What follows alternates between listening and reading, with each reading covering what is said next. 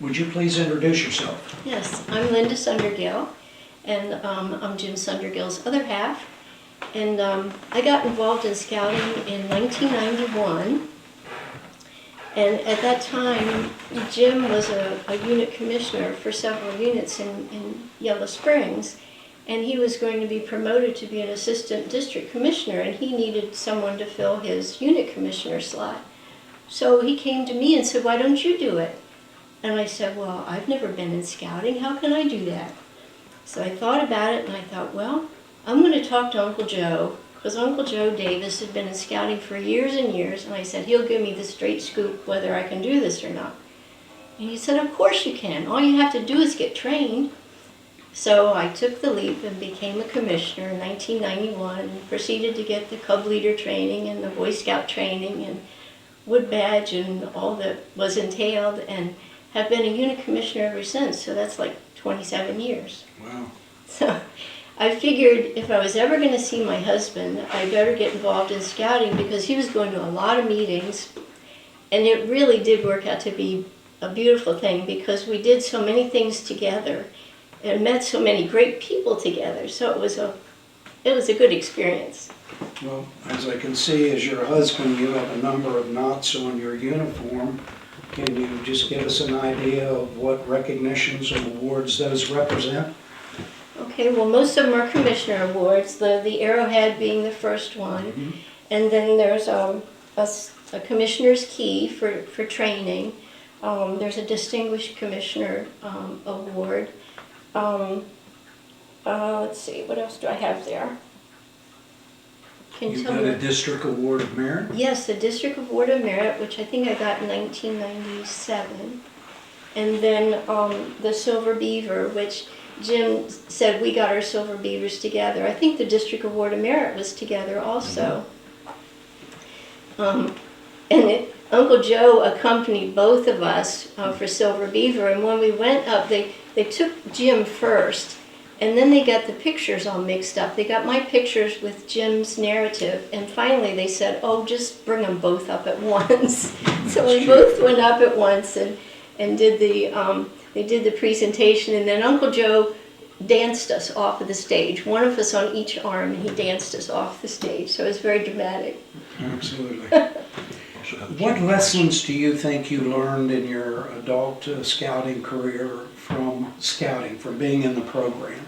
Anything stand out? It does, because I was always very uncomfortable with public speaking. And when I started doing Boy Scout training at the district and the council level, I had to kind of get over that, especially when I was on Wood Badge staff. And so one time I talked to one of the scout leaders in Wood Badge who had been doing teaching for years and years, and it was just so easy for him. I said, "How do you do it?" And he says, "It's not about you. It's about getting the information out that these people need." And that just kind of gave me a different spin on things and made it a little more comfortable to do public speaking. Well, you know, along those lines, Linda, I've always admired the electronic newsletter that I'm assuming you created and goes out each month to the district, and the scope and the completeness of that publication has always been amazing to me. And I think they still continue that. Now, I don't believe you're editor anymore. No, I was editor for about 23 years and initially did a hard copy newsletter, which was one page front and back, and we sent it to council and they would send it out to everybody by snail mail. Okay. And then we started going to an electronic version, and I did one in Word format and one in Word Perfect, because not everybody had the same format to receive it. So then we, progressed to putting it in PDF format and posting it online, and just made it much easier.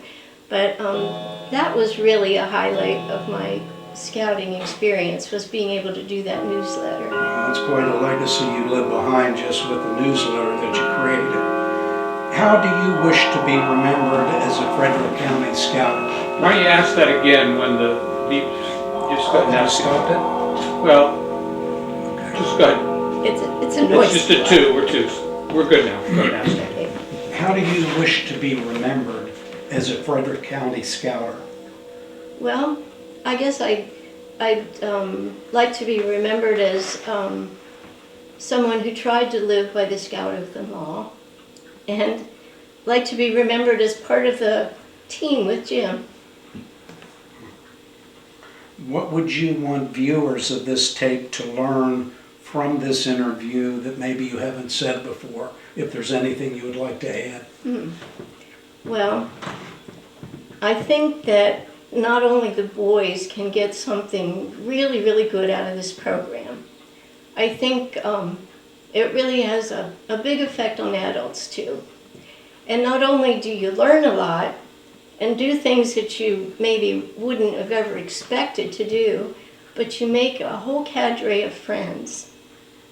That's a great insight. Well, we thank you for what you have done for scouting in Frederick County, and this will end our interview. Hey, can I say something? We're still on the tape, but just an outside view of you and Jim. I just think the two of you together really offer something very unique. It's been a great blessing in our district, just seeing a couple happily married that are nice people and are interested in people, and you do an awful lot for this district. That's one reason why we wanted your interview. I mean, you're two of those people that are kind of have been the backbone of a very good district. And so I just wanted to let you know we're glad to have that. Thank you. Absolutely. Thank you. So there's one other thing too that Linda didn't mention. She said she'd been a unit commissioner for a number of years. She was also a district commissioner for several years, and she did such a good job at that when she retired, a knot that she didn't mention on her shirt is the James E. West Award that they gave her for her years as a district commissioner. It's this, No, No. no, where is it? that one. That one. Okay.